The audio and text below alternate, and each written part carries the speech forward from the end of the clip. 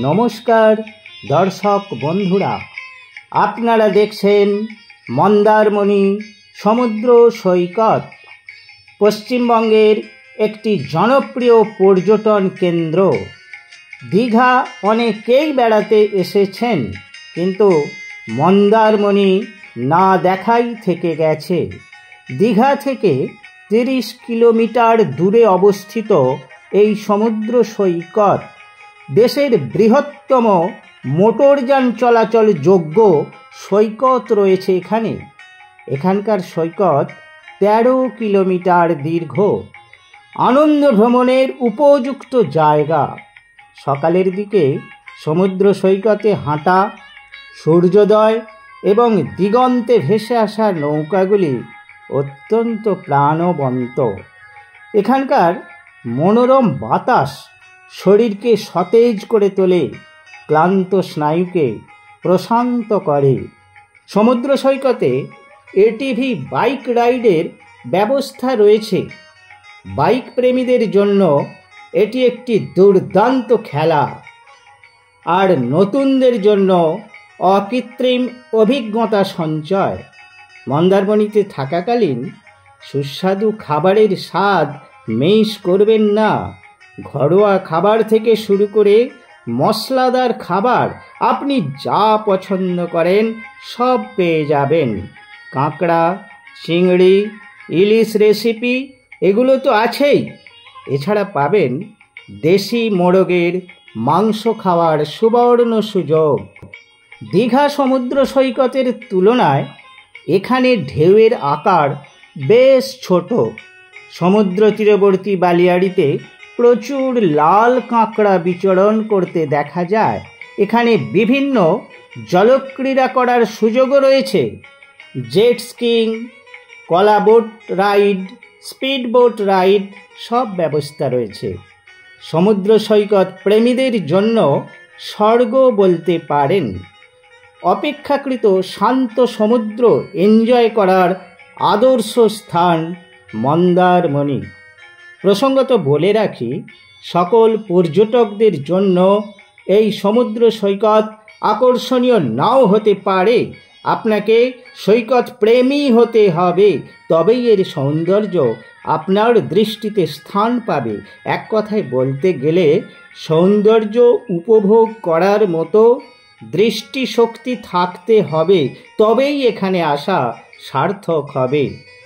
অগণিত জনসমাগম, বিশাল বড় বড় ঢেউ, প্রচুর দোকানপাট, না, এসব কিছু এই সৈকতে মিলবে না।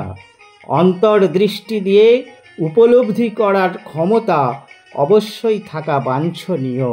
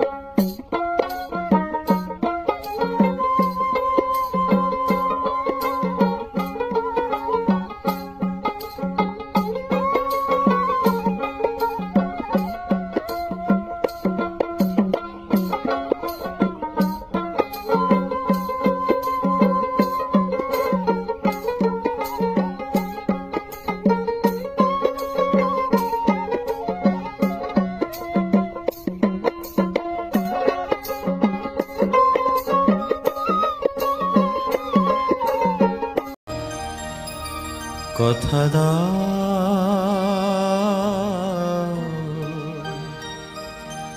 কথা দাও, আবার আসবে। কথা দাও, আবার আসবে। এমনি করে ভালোবাসবে। যা সেই ভরসায় কথা দাও, কথা দাও, আবার আসবে।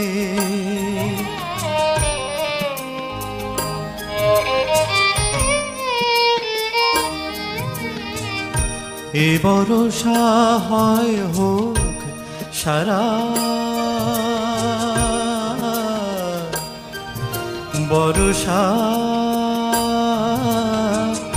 হয় হোক সারা। এ ভরসা হয় হোক সারা।